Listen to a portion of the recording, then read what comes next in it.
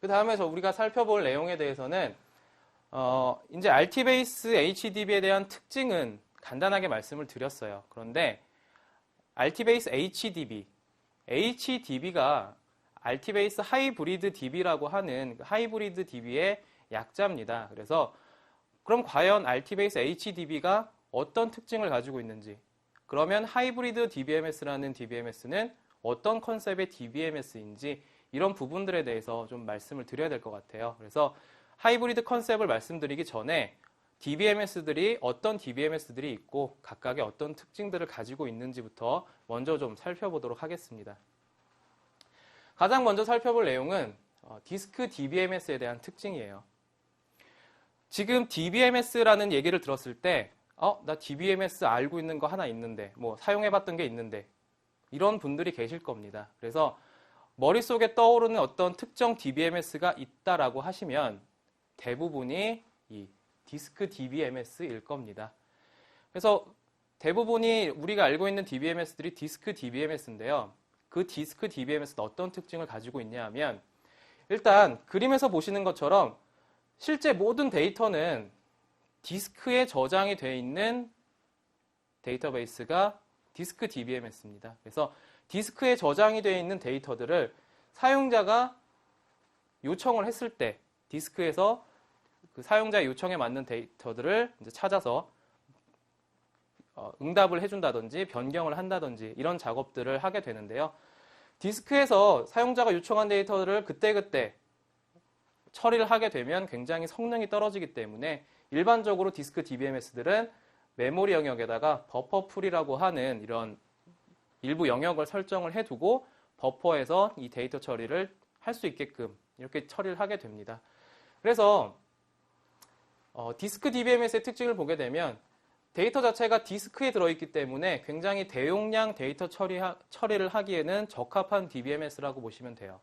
그래서 어떤 히스토리성 데이터들을 처리한다거나 DW용으로 사용하기에 굉장히 적합한 그런 DBMS라고 보시면 되는데, 한 가지 특징을 더욱 이제 살펴봐야 되는데, 아무래도 아까 말씀드린 것처럼 디스크 I/O로 인한 성능 저하가 발생을 할 수가 있습니다. 아무래도 실제 디스크는 데이터에 있고 메모리에 버퍼라는 공간에 데이터를 일부 적재를 해놓고 사용을 한다고 해도 지금 보시는 것처럼 디스크와 메모리 간의 어떤 디스크 I/O가 주기적으로 혹은 자주 빈번히 발생을 할 수밖에 없는 구조이기 때문에 그로 인한 성능 저하가 조금 발생할 수 있는 그런 특징을 가지고 있는 DBMS가 디스크 DBMS라고 생각을 하시면 되겠습니다.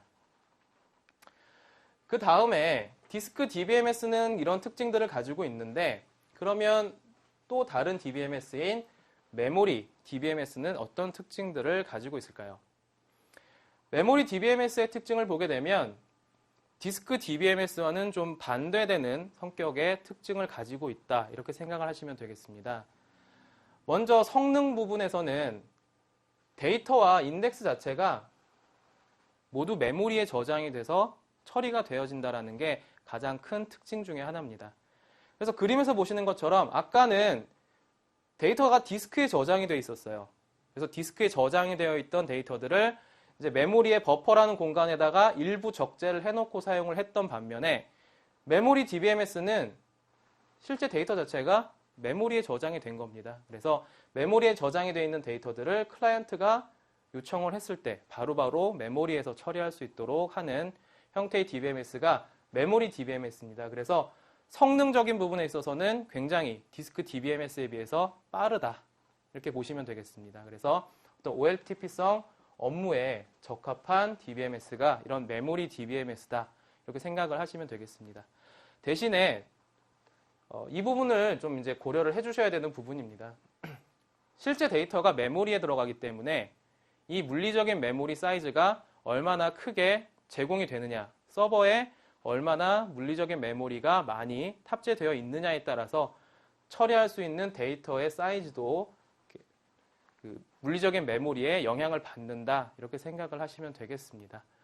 그래서 이렇게 메모리 DBMS하고 디스크 DBMS라고 하는 형태의 DBMS들을 지금 많이들 사용을 하고 있습니다. 그런데 그럼 과연 하이브리드 DBMS라고 하는 컨셉은 이 DBMS들과 어떻게 좀 다른지, 그리고 왜 그런 하이브리드라고 하는 개념이 출시가 됐는지 이런 부분들을 좀 살펴보도록 하겠습니다. 하이브리드 DBMS가 나오게 된 어떤 배경들이라고 생각을 하시면 될 것 같아요. 이런 요구사항들이 변화를 했다라는 겁니다. 그래서 어떤 비즈니스 측면에서의 변화, 보시는 것처럼 어떤 변화들, 그리고 IT 인프라 측면에서의 변화, 메모리 가격이 하락했다든지 통신 장비에 어떤 개선이 있었다든지, 그리고 어떤 환경적인 측면에서 유비쿼터스 환경이라든지 이런 IT 환경이 많이 변화가 되면서 요구사항들이 많이 변화를 하게 됐다라는 얘기입니다. 그래서 쉽게 이제 예를 들어서 좀 말씀을 드려보면, 우리가 대중교통을 하는 예를 들어볼까요?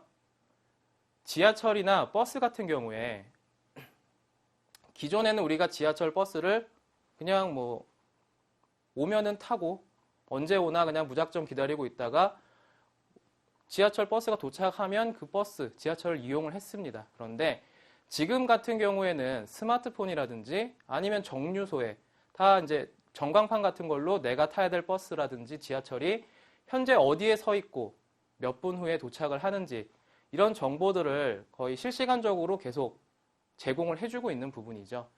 그런 식으로 새로운 비즈니스들, 고객이 원하는 그런 서비스를 비즈니스화해서 제공을 한다라는 부분입니다. 이런 변화들이 발생을 했고요. 그래서 이런 서비스들을 만족하기 위해서 어떤 이런 여러 가지 인프라 측면에서 변화가 발생을 했는데, 고객이 원하는 이런 서비스들을 정상적으로 제공하기 위해서는 어떻게 해야 되느냐를 고민을 해봐야 되는 부분입니다. 내가 타야 될 버스가 1분 전에 출발을 했어요. 그런데 이 서비스가 원활하게 제공이 되지 못해서 1분 후에 도착을 한다. 이렇게 메시지를 뿌려준다라고 하면 이 고객 입장에서는 굉장히 어이없는 일을 당하게 되는 거겠죠. 이미 지나간 버스를 무작정 기다리고 있을 수도 있는 거고요. 그래서 그런 서비스들을 만족하기 위해서는 어떤 고성능 데이터 처리가 필요한 부분입니다. 여기서 얘기하는 고성능 데이터 처리라고 하는 얘기는 어떤 실시간적인 데이터 처리를 얘기를 하는 부분이겠죠. 성능적인 측면에서. 또 하나는 대용량 데이터에 대한 처리입니다. 지금 그런 뭐 대중교통이라든지 대중교통에 대한 서비스, 스마트폰이라든지 이런 서비스들을 제공하기 위해서는 굉장히 대용량의 데이터들을 처리해야 하는 그런 부분들이 발생을 합니다. 왜냐하면 지하철이라든지 버스 같은 교통매체에서 발생하는 뭐 수많은 데이터들이 발생을 하게 되겠죠. 뭐 유비쿼터스 시대니까요. 뭐 센서 네트워크라든지 RFID 이런 그 단말기들을 통해서 무수한 데이터들이 쏟아져 나올 겁니다. 그래서 그 데이터들을 얼마나 실시간적으로 데이터 처리를 할 수 있느냐, 이런 부분에 대해서 처리를 하느냐에 따라서 이런 고객이 원하는 서비스를 제공할 수 있느냐 없느냐, 이런 부분들이 달라진다라고 보시면 돼요. 그래서 이런 요구사항들이 변하게 되면서 기존에 사용하던 디스크 DBMS나 메모리 DBMS만을 가지고는 어느 하나의 DBMS만 사용해서는 이런 서비스들을 고객이 원하는 만큼 제공을 못하게 된다. 하기가 힘들어진다. 이런 부분들을 말씀을 드리고 싶은 겁니다. 그리고 이런 요구사항들의 변화 외에도 우리가 또 하나 살펴봐야 될 내용이 어떤 부분이냐 하면요. 데이터의 속성을 한번 살펴봐야 합니다. 데이터라고 하는 것은 한번 발생을 하면 대부분이 버리지 못하고 계속적으로 가지고 있게 되죠. 물론 이제 뭐 일회성으로 한번 사용이 되면 더 이상 사용하지 않는 그런 데이터들도 있겠지만, 대부분의 데이터들이 어떤 뭐 주기, 뭐 1년, 뭐 몇 년, 뭐 몇십 년, 이런 주기를 통해서 계속적으로 축적을 해놓고 사용을 하는 그런 특성을 갖게 됩니다. 그런데 IDC 조사 기록을 살펴보게 되면 데이터들은 계속적으로 시간이 발생을 하면서 축적이 되는데, 실제로 사용을 하는 데이터들을 살펴보게 되면 그 양은 많지가 않더라는 겁니다. 물론 여기서 얘기하는 최근은 뭐 하루가 될 수도 있고 한 달이 될 수도 있고요. 뭐 2개월, 3개월이 될 수도 있겠죠. 그런데 이렇게 우리가 자주 사용하는 데이터들은 데이터 사이즈는 크지 않은 대신에 자주 사용을, 액세스를 자주 하기 때문에 그만큼 실시간적인 데이터 처리, 그러니까 빠른 데이터 처리를 해야 한다라는 그런 특성을 갖게 되고요.